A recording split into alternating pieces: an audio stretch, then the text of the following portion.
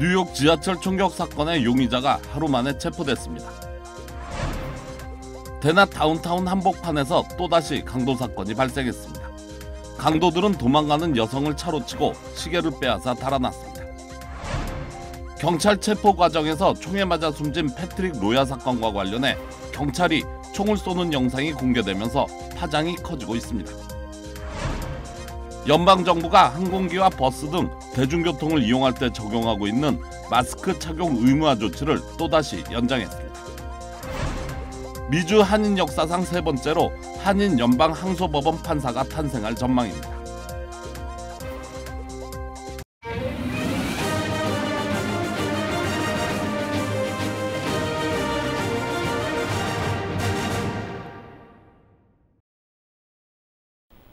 여러분 안녕하십니까? KBS 아메리카 뉴스입니다.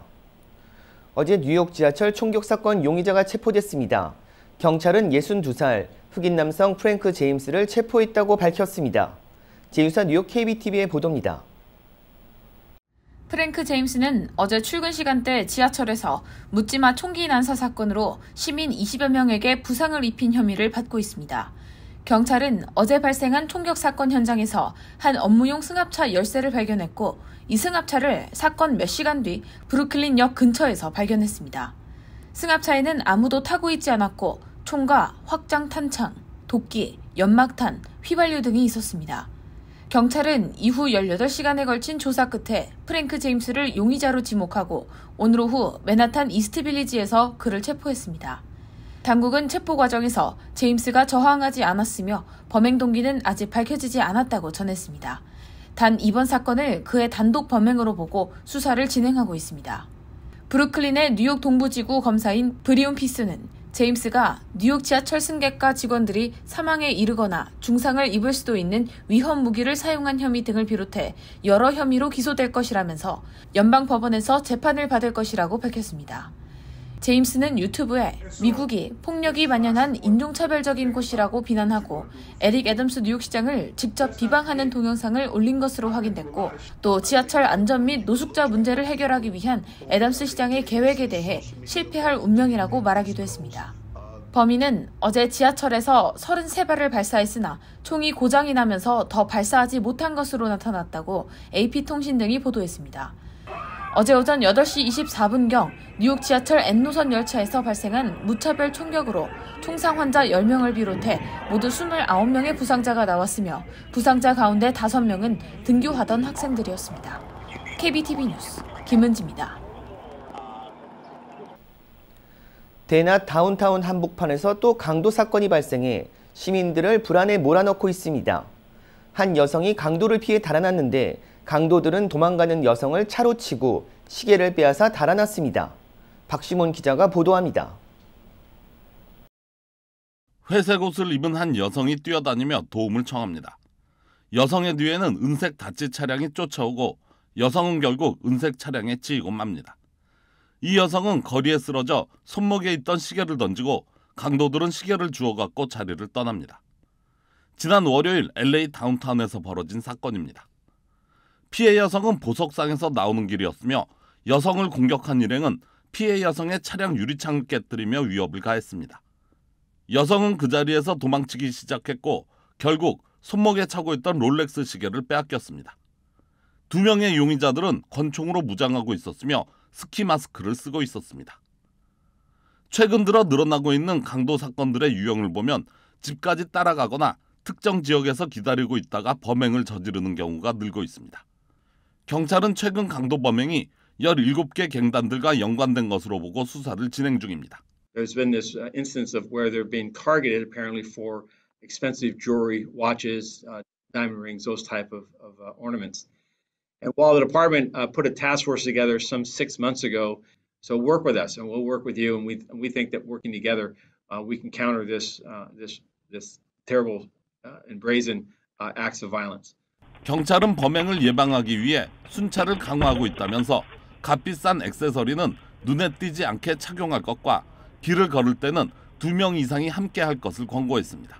Being mindful of your surroundings, walking in areas with pairs, and recognizing that if you are accosted in such a fashion, that there's no item of property that's worth your life. 올 들어 집이나 자동차까지 따라온 강도에 피해를 봤다고 신고한 경우는 모두 56건, 지난해에 비해 20%나 늘었습니다. KBS 뉴스 박시몬입니다. 샌버나디노 카운티 빅터빌에 위치한 대형 쇼핑몰에서 총격 사건이 발생해 9살 여자 어린이가 총에 맞았습니다. 어제 오후 6시 30분쯤 모로브 빅터밸리에서 총격 사건이 발생했습니다. 총격에 9살 여자 어린이가 부상을 입고 병원으로 옮겨졌습니다. 경찰은 다행히 어린이가 안정적인 상태를 보이고 있다고 밝혔습니다. 총격이 발생하자 놀란 사람들이 상점 안으로 대피하는 등 혼란을 빚었습니다. 경찰은 도주한 용의자 1명의 단독 범행으로 보고 신원 파악에 주력하고 있습니다. 바이든 대통령이 1년 번호가 없어 추적이 불가능한 유령총에 대한 규제 방안을 발표했죠. 캘리포니아주를 필두로 한 민주당 주들과 각 지역 당국도 연방 차원의 이번 규제에 발맞춰 법 제정과 단속을 확대한다는 계획입니다. 윤범수 기자가 보도합니다. 바이든 대통령이 발표한 유령총 규제는 크게 3가지. 완제품 총기 외에 부품에도 1년 번호를 부여하고 부품 판매 시에도 구매자의 신원을 확인해야 하며 유령총의 재판매 시에는 1년 번호를 새기는 것을 의무화했습니다. 법무부의 이번 규제 방안은 그러나 의회에서 제정된 법이 아닙니다. 규제가 실효를 거두기 위해서는 주 차원의 세부 법안 마련과 지역 사법당국의 협조가 반드시 필요합니다. And that's going to require the integration of the police departments in our jurisdictions, the sheriffs in our jurisdictions, prosecutors like me in our jurisdictions, civil litigators in our jurisdictions. We're all going to be having to work together across jurisdictional lines to effectuate the fundamental goal of assuring there aren't untraceable and serialized weapons. 현재 바이든 행정부와 가장 적극적으로 보조를 맞추고 있는 캘리포니아주는 이번에 나온 연방 규제안을 보완하는 다수의 법 제정을 예고하고 있습니다. 이 중에는 유령총을 조립할 경우 등록 신고하도록 한 기존 법률을 폐지하고 아예 1년 번호 없는 부품의 조립 자체를 금지시키는 것과 내년 7월 1일 이전까지 신고를 하지 않는 유령총 소지자를 처벌할 수 있는 내용 등이 담겼습니다. We also took the fight for gun safety to the local level, working city by city to pass ordinances that ban ghost guns in places like San Diego, Los Angeles, San Francisco, and Oakland. 유령총에 관련한 캘리포니아 주 법안은 다음 주 화요일 주 공공안전위원회에서 전체 회의 상정 여부를 결정합니다. 법안을 마련한 주의회 의원들과 LA시 검찰, 총기 규제 옹호 단체들은 오는 금요일 LA에서 기자회견을 통해 법안 취지를 설명하고 지지 참여를 호소할 예정입니다. KBS 뉴스 윤범수입니다. 경찰 체포 과정에서 총에 맞아 숨진 패트릭 료야 사건과 관련해 미시간 경찰이 바디캠을 공개했습니다. 하지만 중요 부분이 비공개된 데다 료야의 일행이 찍은 경찰이 총을 쏘는 영상이 공개되면서 파장이 커지고 있습니다. 지난 4일 아침 26살 패트릭 료야가 몰던 차량을 경찰이 번호판 문제로 멈춰 세웁니다. 녹색 스웨터를 입은 료야가 차에서 내려 경찰 쪽으로 걸어갑니다. Stay in the car. Get in the car. Dude, I'm stopping you. Do you have a license? Do you have a license? What? I'm stopping you. Do you have a license? What done? Do you have a driver's license? Do you speak English? Yes. Can I see your license? 경찰이 료야를 뒤로 세우려는 순간 갑자기 도주하기 시작합니다. 이후 추격한 경찰과 료야의 격렬한 몸싸움이 벌어집니다. 경찰은 테이저건으로 제압하려 했지만 오히려 료야에게 빼앗깁니다. 이후 8분간의 영상이 비공개된 뒤 심폐소생술을 하는 장면으로 이어집니다. 경찰은 영상을 공개하며 매우 유감스럽고 슬픈 날이라며 유가족을 위로했습니다. This is a difficult day. My heart goes out to the family of Patrick Lyoya. 그러나 료야의 동승자가 휴대전화로 찍은 영상에는 경찰이 총을 쏘는 장면이 생생히 담겼습니다. 료야가 저항하고는 있지만 바닥에 엎드려 있고 경찰은 등에 올라타 테이저건을 놓으라고 소리칩니다. 이후 한 발의 총성이 울리고 료야의 움직임은 멈췄습니다. 료야의 가족들은 비디오를 보고 이건 경찰이 살해한 것이라고 주장했습니다. 료야를 쏜 백인 경찰의 이름은 공개되지 않았습니다.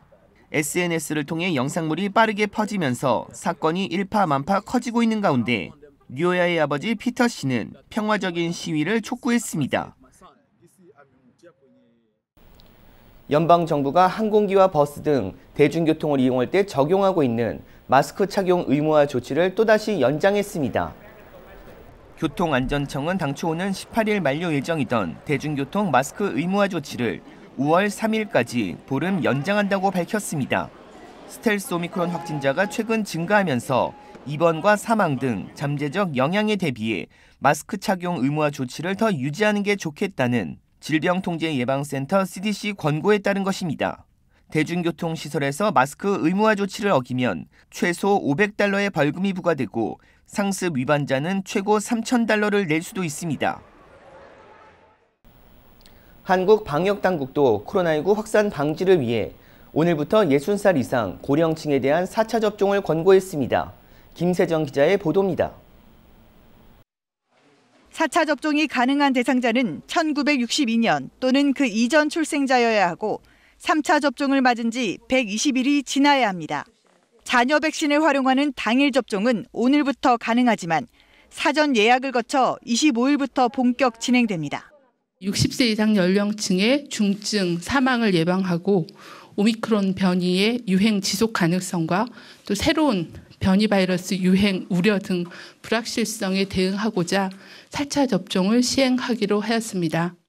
방역당국은 현재 60살 이상의 90%가량이 3차 접종을 맞았지만 백신 효과가 감소해 고령층 확진 비율이 이번 달 첫째 주 20%가 넘었다며 4차 접종의 필요성을 강조했습니다.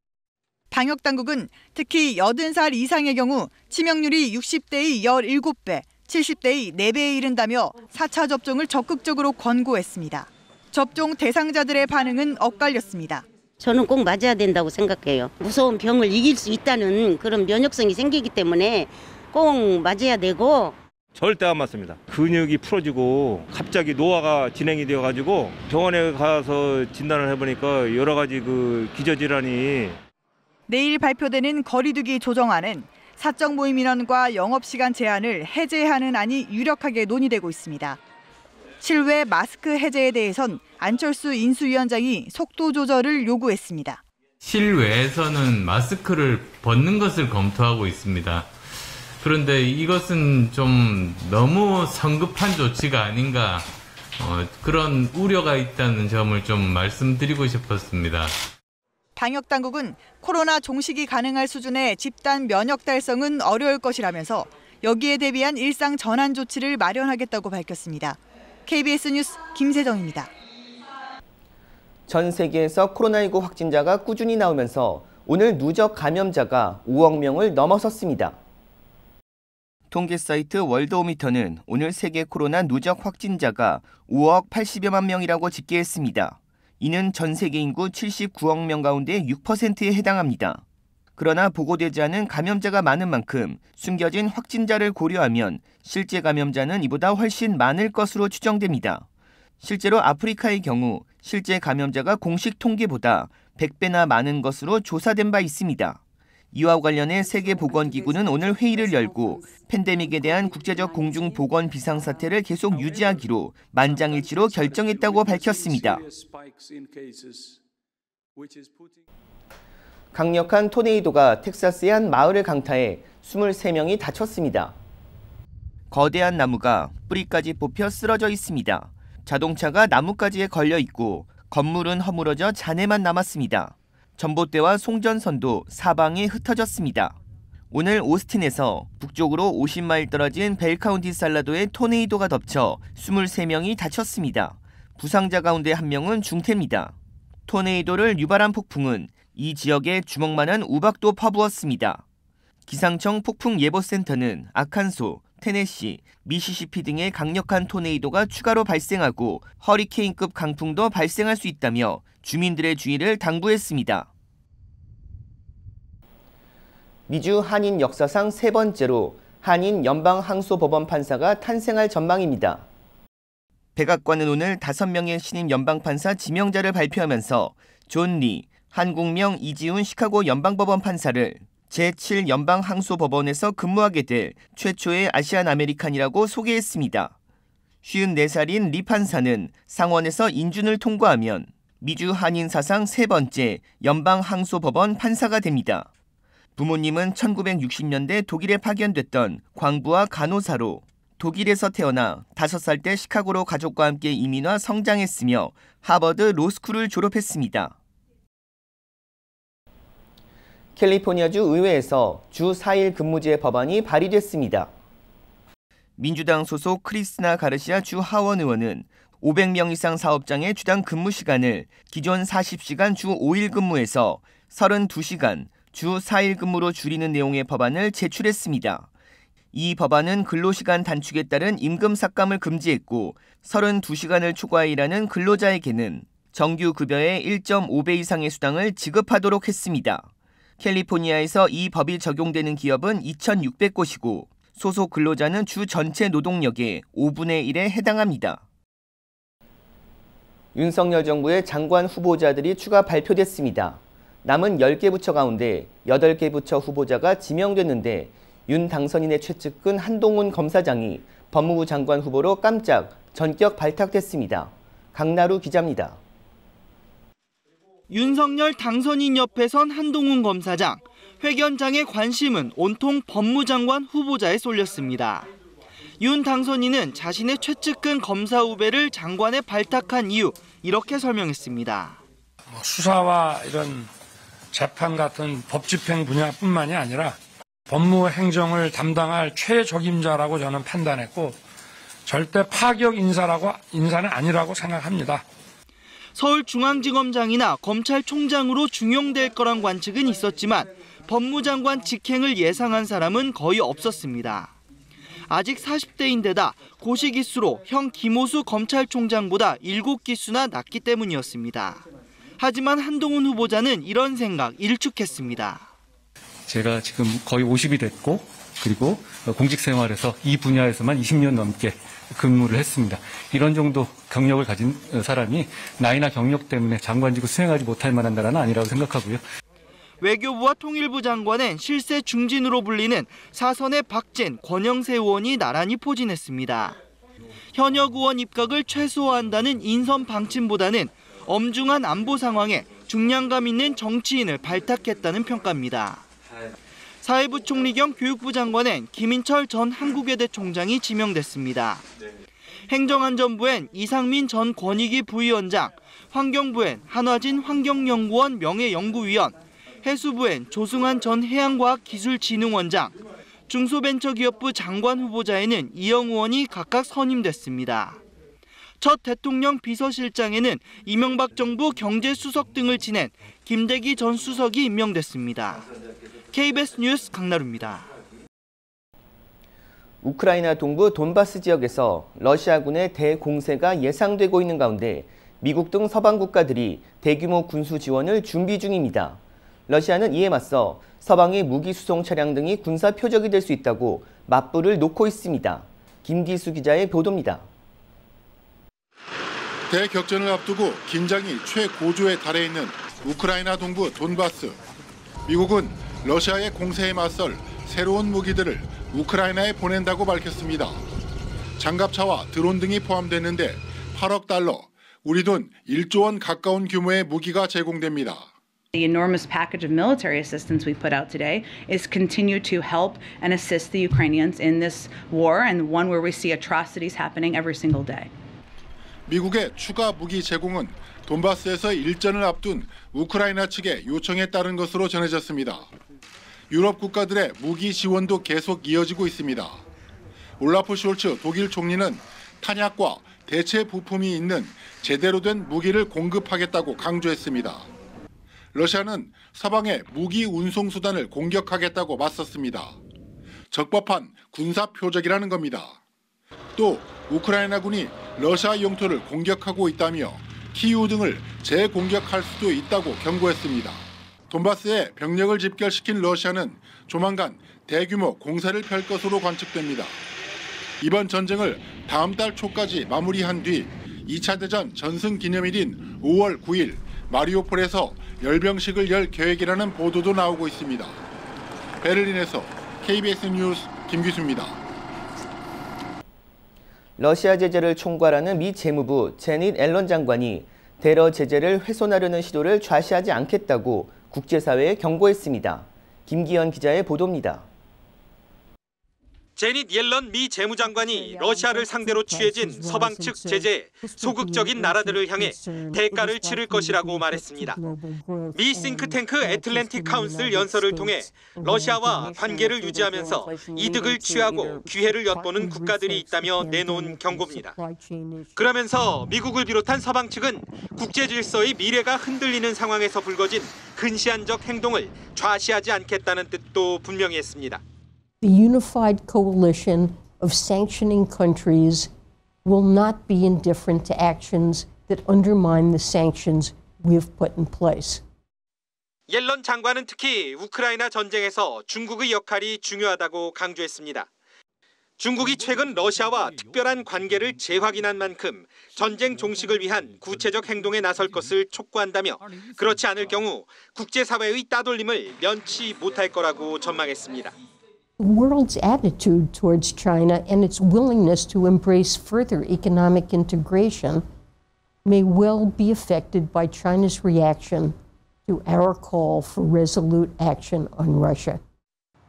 옐런 장관의 이 같은 발언은 국제통화기금 IMF와 세계은행이 다음 주 연차 총회에서 러시아의 우크라이나 침공 영향을 다루기로 한 가운데 나온 겁니다. 옐런 장관은 이번 전쟁으로 인한 각국의 물가 폭등과 곡물 부족 현상 등으로 볼 때 기존 세계 경제 전망의 재구성이 불가피할 것으로 내다봤습니다. 워싱턴에서 KBS 뉴스 김기현입니다.